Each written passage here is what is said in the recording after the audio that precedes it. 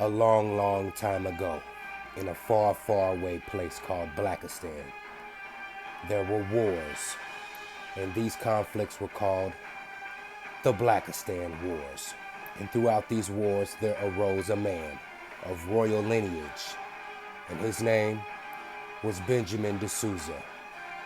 He brought forth a sword that will shine light in darkness, free the captive minds, and bring truth and justice.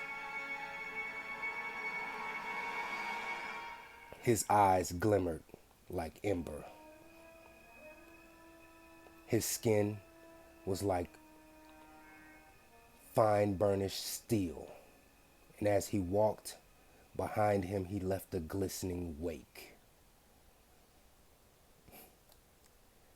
This is the story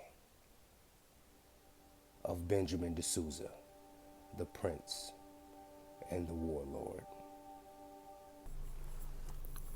Yo, what's happening? It's BenjaminDeSouza here, the Prince, back with another classic.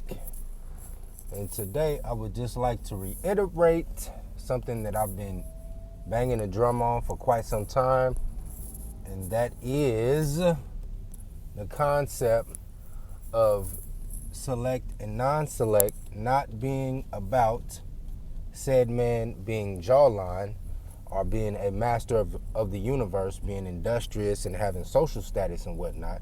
All that good shit, you know, the 3 6s, 6 feet, 6 figures, 6 pack, yada, yada, yada, whatever. It's not about that at all. It is, in fact, about control. I was the first one to say this.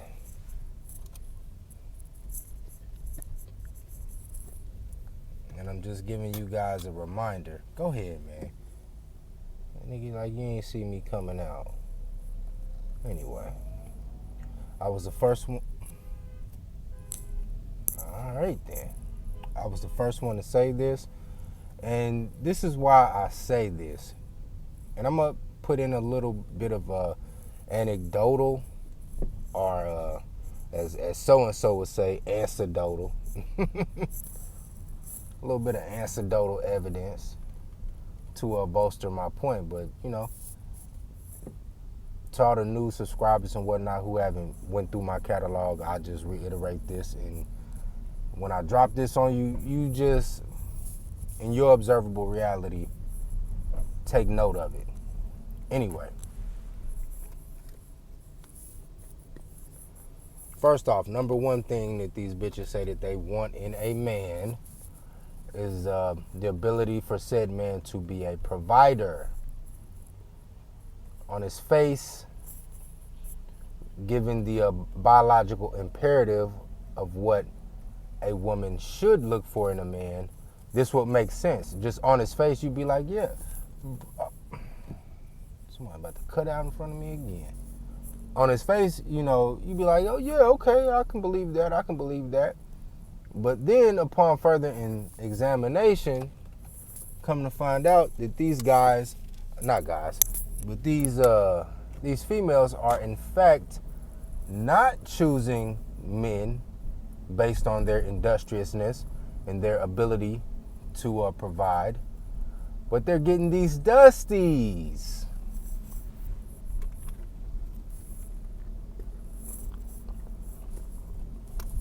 Shout out to Obsidian. They're bumping and grinding and sitting and spinning and slurping and burping with the same broke, dusty niggas that they complaining about. Why is that? If 1 + 1 = 2, or excuse me, if 2 + 2 = 4, how come they keep coming out with 3? You know what I mean? How come they missing a digit?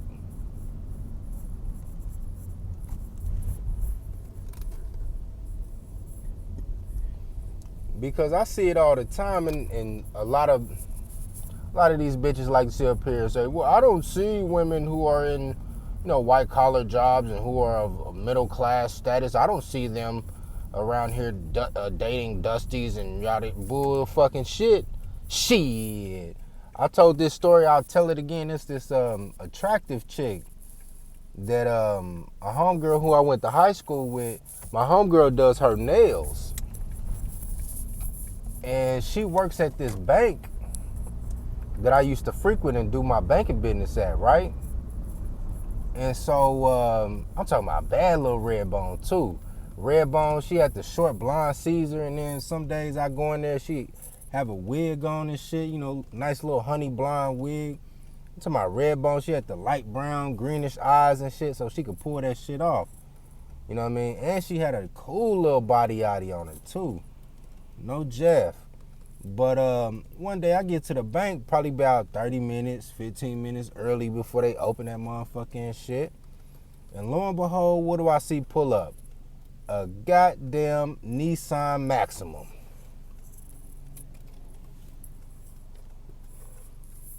Okay, that's to be expected, you know.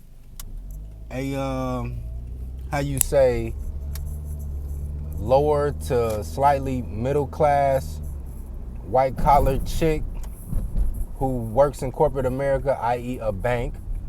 That would be her uniform vehicle of choice, a Nissan Maximum or a Kia Altra, whatever, you know, the Kias and the Toyotas, whatever these heifers be, you know, buying and riding around in. But anyway, but guess who I see driving this motherfucker? You guessed it.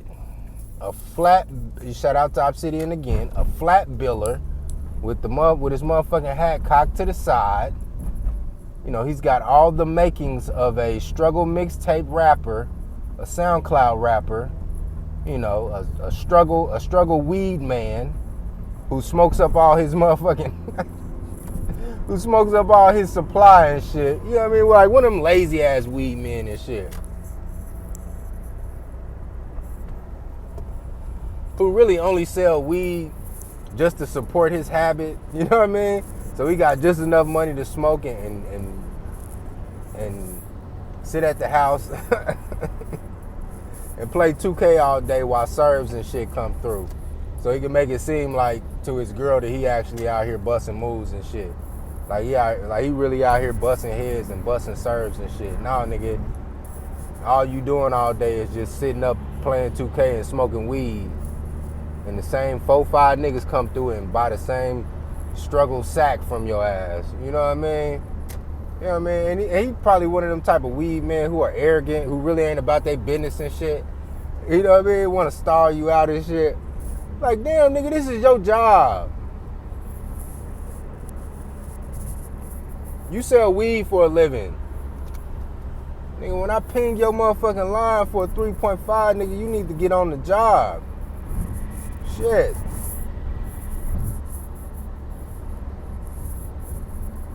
That's why I can't wait today. I don't smoke for real. I don't smoke like that anymore. I may eat an Eddie from time to time, depending on where I'm at and who I'm with and what we getting into. Shit, I got down heavy on some Eddies, man, last August, man, for my homie bachelor party. We was in Vegas. Shit, busting. You hear me? I'm talking about we was walking the strip, tweaking like a motherfucker. What's it? What they call that? What's that weed? That dispensary in Las Vegas, Pier 13 or something, Pier 15 or Pier 13, something like that. But anyway, dude had all the makings of your stereotypical Pookie or Ray Ray. And lo and behold, she hops out the passenger seat. I said, oh, this nigga driving her car, dropping her off at work. Clearly, she is attempting to climb the corporate ladder or to make something out of herself via the straight-laced corporate way. But why is she dealing with this nigga?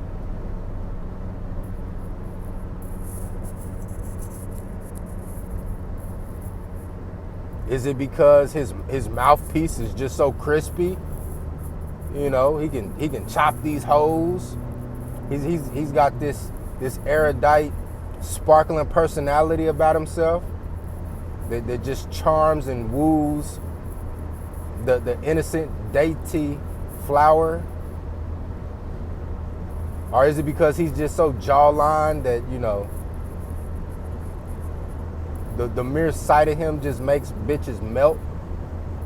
Or is it his sex game? Does he have the magic stick? Because it's obvious the nigga ain't hitting on shit as far as the finances are concerned. So what is it?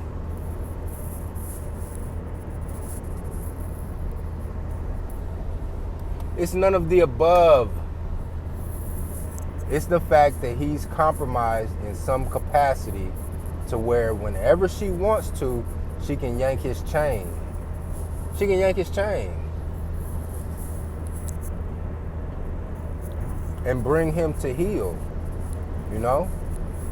These females, back when the dope game was busting like that, they chose these D-boys not for the sole purpose of these D-boys had money, or these D-boys got fast money and they had a lot of extra time to give them attention and spend extra time with them. No, it wasn't about that. It's because they had the ultimate leverage. The ultimate leverage. Because at the end of the day, she know that if this nigga piss her off enough, she can always call the tips hotline on his ass and get his ass pinched. You know what I'm saying? I believe it was Platinum Elite. Shout out to him, Memphis Tenor, in the building. He told this story this one time of a guy that he knew who got into it with his gal, and the police got called. Police come over, and she just gets to spilling the beans. Oh, he got the dope over there. I bet you didn't know, officer, that he's a drug dealer, and his dope is over here, and he got a stash by. He got a AK-47 up under the bed and all this stuff. Whoop whoop whoop. The officer's like, oh, okay, well, let's go investigate. They find the shit and pinch the nigga, send him up the river. These bitches deal with these compromised men on purpose because they got the ultimate leverage. It's the ultimate leverage. Ultimate trump card, man.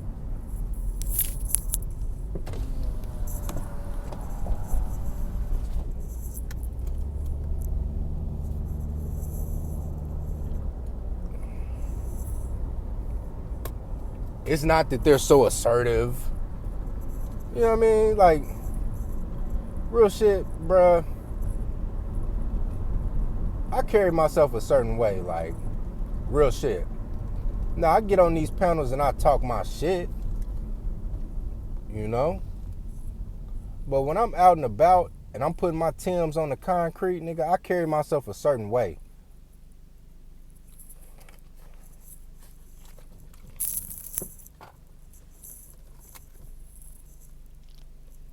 And the manner in which I carry myself is, nigga, I don't fuck around. I may not be a street nigga, but I don't fuck around. And I've come across many a Pookie and Ray Rays in my comings and goings who, like, as soon as I come in their purview, or as soon as we make eye contact, I just see them melt like little boys. You know what I'm saying? It's like looking square into the soul of a man and seeing the 12-year-old boy. So I'm not, now don't get me wrong, there are some authentic gangsters out here who are really about that shit. And I'm talking about they some grown men about that shit. But by and large, the majority of black folks aren't Pookies and Ray Rays. They aren't street like that. A lot of them are just putting on a facade because they see that affect is what a lot of the females in their vicinity respond to.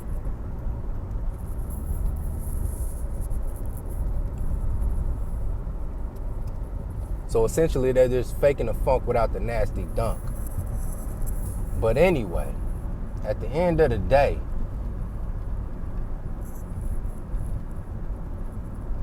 the women who deal with them, and they know this, they know they got the ultimate trump card. I would like to get the stats on guys who do go to jail for whether it's drug trafficking or whatever other type of crime or whatever. I would like to know what particular demographic actually snitched on them and what relation of this said demographic had to the actual offender. Because I surmise that a lot of these fellas out here are getting pinched and getting hemmed up on illegal activity because they own bitch is the ones dropping dime on them. But that's just me. That's solely speculative. You feel me? So I can conclude that it's not about the money. It's really not. Now moving on. It's not about the man being jawline. It's not. Because as far as that's concerned, overall, just speaking for myself, I check a lot of boxes on the overall metric of what these chicks say they want. College educated, tall, handsome. You know, I got a little nigga juice to me, obviously. I'm intelligent. I know about various topics and shit.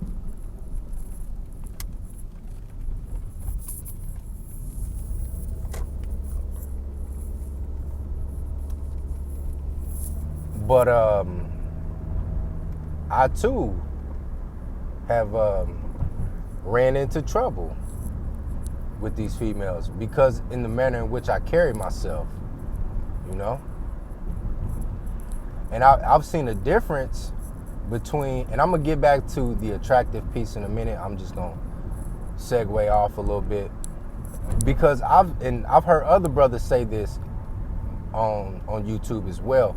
But I've seen a stark difference between when I carry myself as a quasi Pookie and Ray Ray, a bad boy, if you will, and I kind of paid homage to the mother goddess complex. Like I kind of placated to him a lot. I had a lot more success when I demonstrated to them that I was more willing to acquiesce control over the relationship to them. I had a lot more success.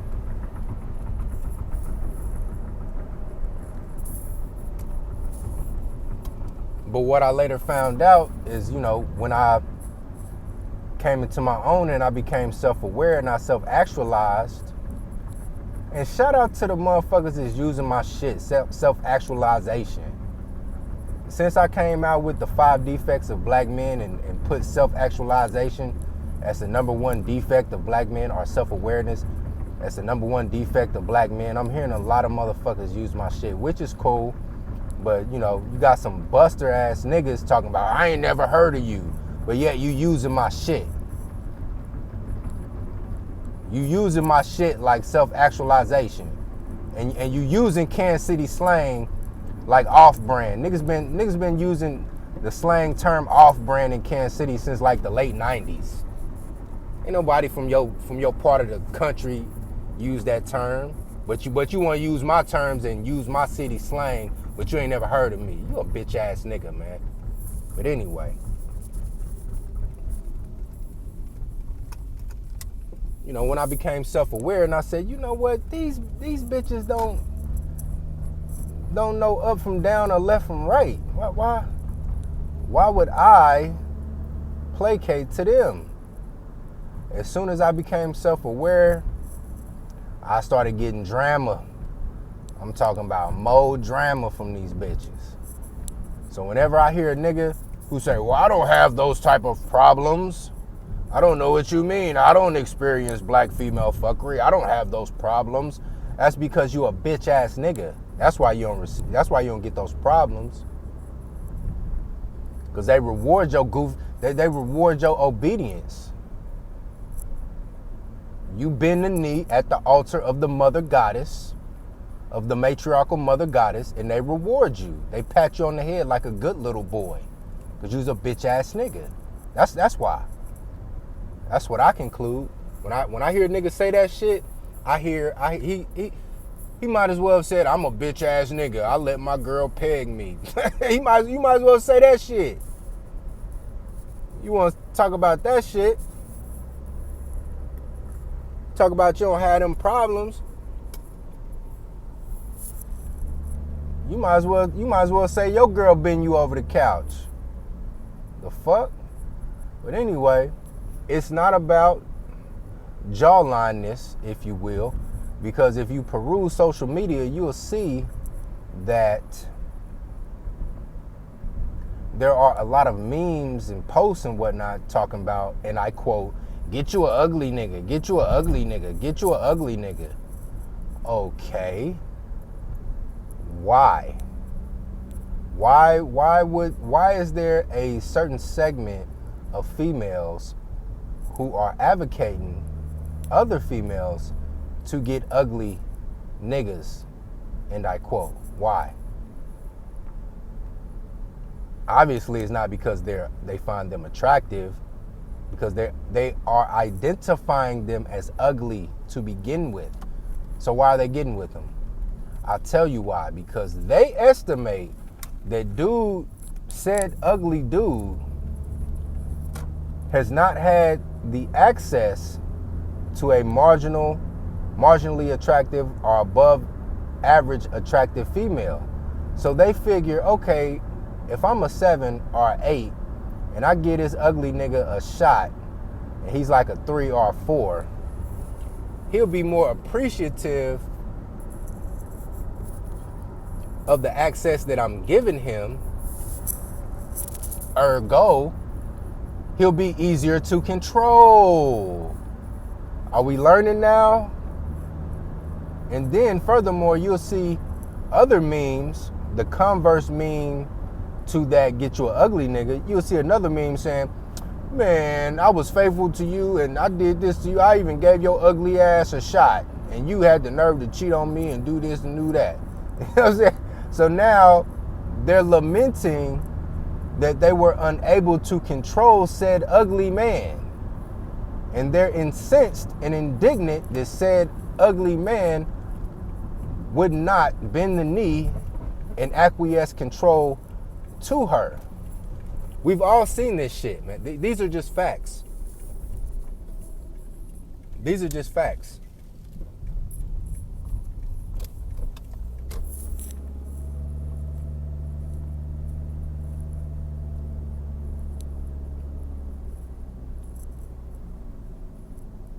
You know? And as far as the sexual piece is concerned, I mean, that shit gets kind of murky and whatnot, because take it from me, you could be blowing a bitch's mind, you know. You know, you could be popping her off on a regular, and she sit up here and admit to you like, damn, why does it feel so good? And the bitch will still turn around and get on some fuck shit. You know what I'm saying? So, like I said, shout out to Obsidian again for promoting that book, 1,000 Wicked Thoughts. You know, citing that there are thousands of reasons why women have sex. So, there's no, as far as the sexual piece is concerned, ain't no telling why a woman sexually chooses a man, you know? There's hundreds and thousands of reasons why, but who knows? But I know one thing. The main number one reason as to why they choose a man, period, is because they figure they can control said man. what we have right now in the black manosphere as of the past 7, 8 years or so, even 10 years really, is that men are saying no. No. I'm not going to be controlled anymore. But yeah, that's all I got. Get up on that.